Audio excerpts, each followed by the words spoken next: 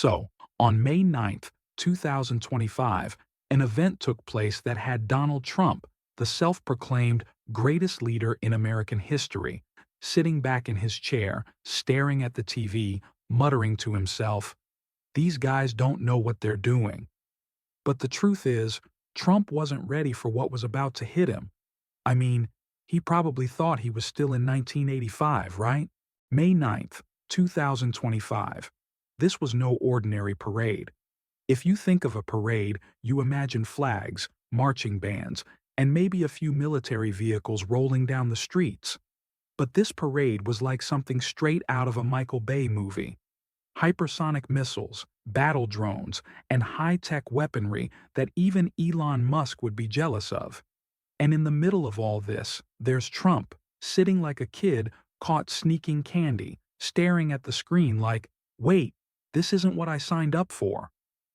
The United States, Trump's beloved America, the so-called #1 military power, suddenly felt like the little kid on the block in a game with some seriously overpowered players. And who knows, Trump might have been thinking, what happened to my shiny tanks? Did I forget to order a few fighter jets or something? If you think Trump is someone who doesn't get worried, you clearly haven't seen him watch this parade. Imagine this. An old man with his trademark golden hair sitting in front of the TV, remote in hand, watching hypersonic missiles fly by and thinking, did I just accidentally watch a Michael Bay trailer? But wait, if this is real, should I tweet something to call for international help? Usually, Trump prides himself on America's military strength, but after watching this parade, it seems like he's realizing that the world has moved on faster than he could say, "Make America great again." Hypersonic missiles capable of striking from thousands of miles away, battle drones that could take down an entire division in minutes. These are things that even the most powerful leaders would be intimidated by. And Trump?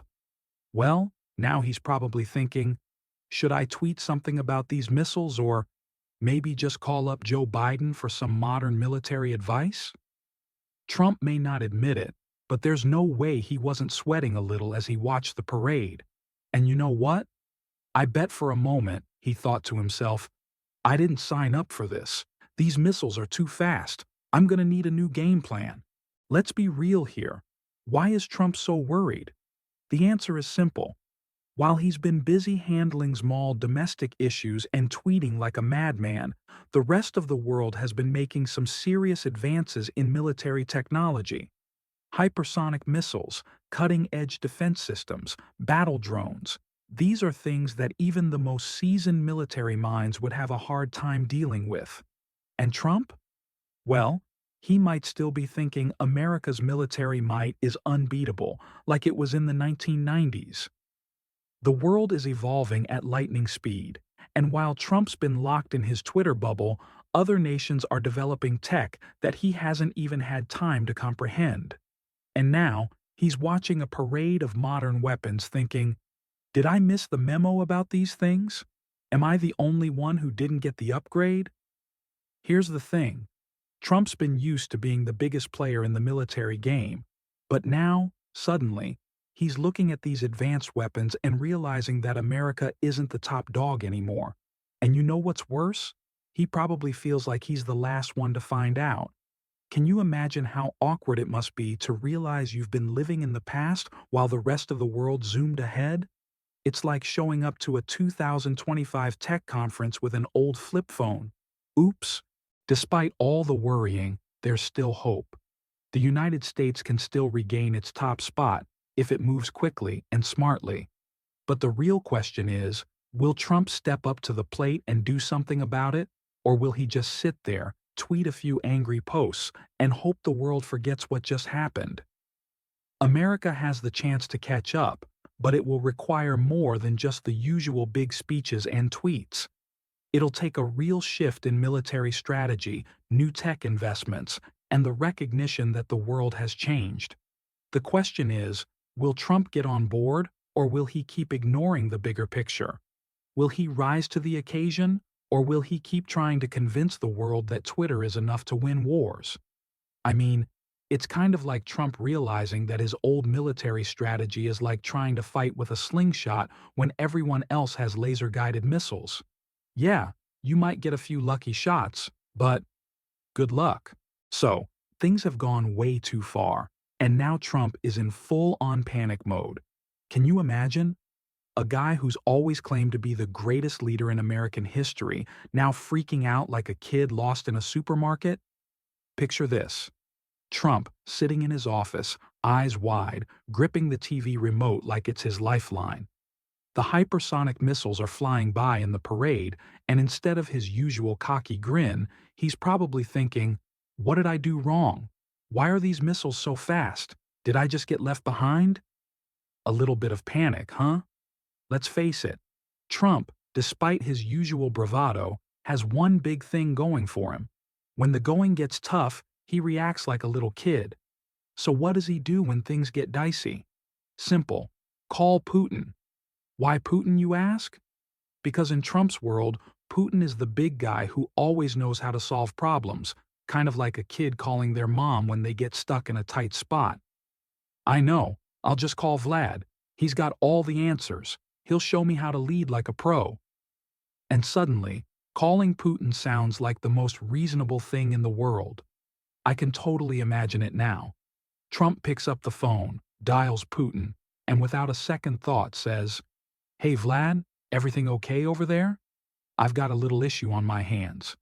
These missiles are flying faster than my Twitter account, and I can't let this slide. Got any tips on military strategy? You know, the usual stuff?" And Putin, with a slight smirk, probably replies, "Oh Donald, don't worry. Just build a few more luxury golf courses and tell them you have the best missiles. That'll work every time." But let's not get too crazy. This might actually work for Trump. After all, if there's one thing Trump is good at, it's making everything look bigger than it really is. Maybe Putin will tell him some secret tips, like, "Don't worry, just tell them you're the best leader ever, and everything will be fine." Classic Putin, always a man of few words but a lot of subtle power. But really, what's Trump even going to talk to Putin about? Is Putin going to give him a crash course in modern military strategy? Maybe. Or maybe Putin's just got a few tricks up his sleeve to get out of tight spots. Imagine Trump hanging up the phone, looking satisfied, and saying, "Perfect. Now let's build a wall around this problem and put my name on it. That'll scare them all." But let's be real, Trump isn't exactly the guy to come up with an in-depth plan. He'll probably just call Putin and then tweet, "Had a great call with Vlad. He's got my back. The best missiles, the best strategies. We're gonna make military great again." And just like that, problem solved in Trump's world. And of course, none of this is going to actually solve anything. But for someone like Trump, dealing with a tough situation by calling up a friend and tweeting a bunch of leader talk is exactly how he thinks things should work. And no matter how messed up the world gets, Trump will always find a way to make it look like he's still in control. All right, hold on to your hats, because things are about to get really ridiculous. After his call with Putin, Trump's mind starts working a little too hard. He's probably sitting there, looking all proud of himself, thinking, "If Putin can handle these situations with such style, maybe I should start doing things the way he does. Yeah, that's it. I'm going to start channeling my inner Putin." Can you picture it? Trump, sitting in front of his mirror, practicing his serious face. He probably thinks, "If Putin can stare down the camera like that, all brooding and intense, I can totally pull it off." Next thing you know, Trump's walking around the White House with that super serious, "I'm about to invade something" look on his face, wearing sunglasses inside, even at night. Let's not forget, Trump has always been a guy who loves to be in the spotlight. But after talking to Putin, he might just be convinced that the key to looking powerful isn't about boasting about your golf scores or tweeting random things. It's about looking mysterious, like you're always 3 steps ahead of everyone else. So now, Trump's trying to figure out how to copy Putin's whole strongman routine.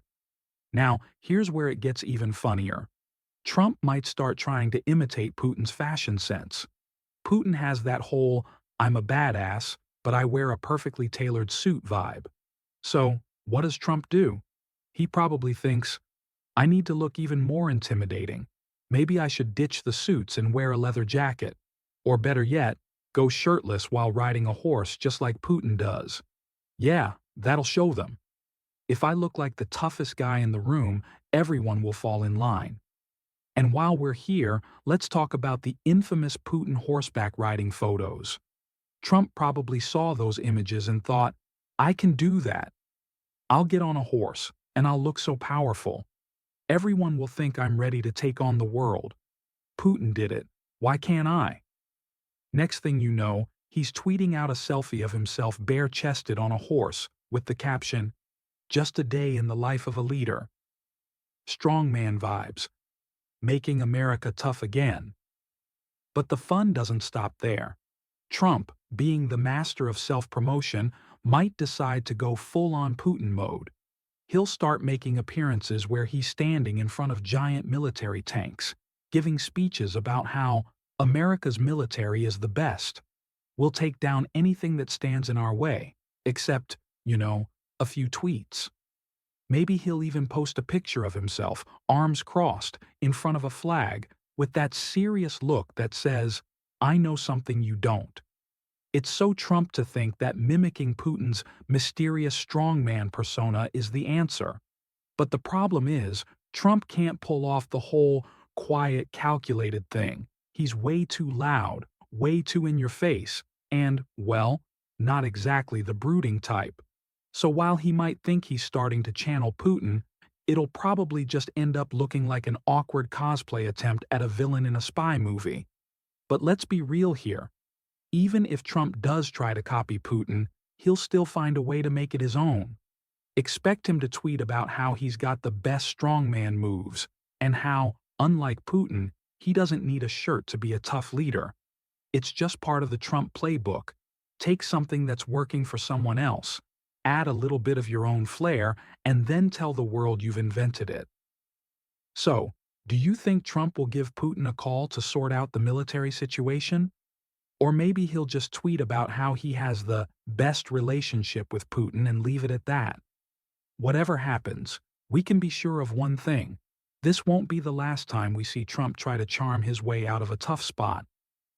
Don't forget to like and subscribe for more of these wild predictions and political mishaps, because if there's one thing we know about Trump, it's that he's never out of ideas, even if they're a little out of touch. Stay tuned.